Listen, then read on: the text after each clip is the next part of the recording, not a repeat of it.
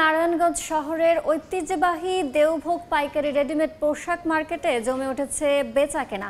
এখানকার তৈরি আধুনিক পোশাক কিনতে ভিড় করছেন দেশের বিভিন্ন জেলার পাইকাররা। এ বিষয়ে বিস্তারিত জানাতে সেখানে আছেন রিপোর্টার সৈকত আলী সৈকত। সরাসরি যাচ্ছে সেখানে।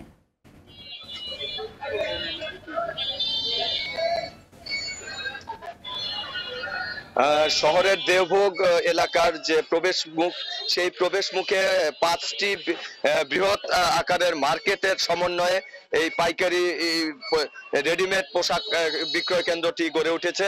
এখানে 5 শতাধিক দোকান এবং সহস্রাধিক কারখানা রয়েছে, যেখানে বিভিন্ন পণ্য উৎপাদন করা হয়ে থাকে। আমরা এখানে দেখতে পাচ্ছি যে বিভিন্ন বয়সের শিশু এবং নারী পুরুষের পোশাক এখানে বিভিন্ন দোকানে বিক্রেতারা সাজিয়ে রেখেছেন। তো ব্যবসায়ীদের কাছ থেকে আমরা যেটা জানতে পেরেছি যে প্রতি বছর শবে বরাতের পর থেকেই মূলত তাদের ঈদের রমজানের বেচাকেনা শুরু হয় এবং পুরো রমজানেই তারা বেচাকেনা করেন।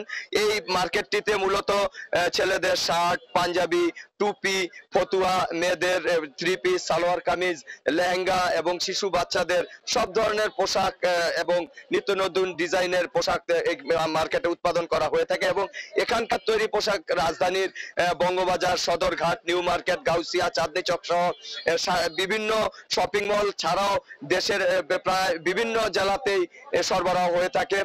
আর সবচেয়ে বড় বিষয় হচ্ছে এখানকার যারা পাইকারি ক্রেতারা রয়েছেন তারা আমাদেরকে জানিয়েছেন যে এখানকার কাপড়ের গুণগত মান এবং ভালো হয় এবং দামের সাশ্রয় হয়। এখানকার চাহিদাও বেশ রয়েছে।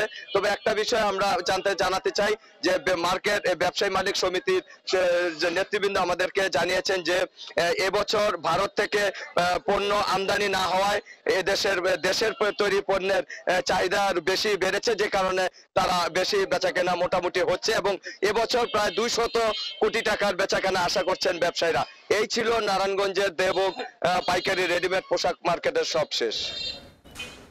নারায়ণগঞ্জ থেকে সরাসরি যুক্ত হয়েছিলেন রিপোর্টার সৈকত আলী সৈকত।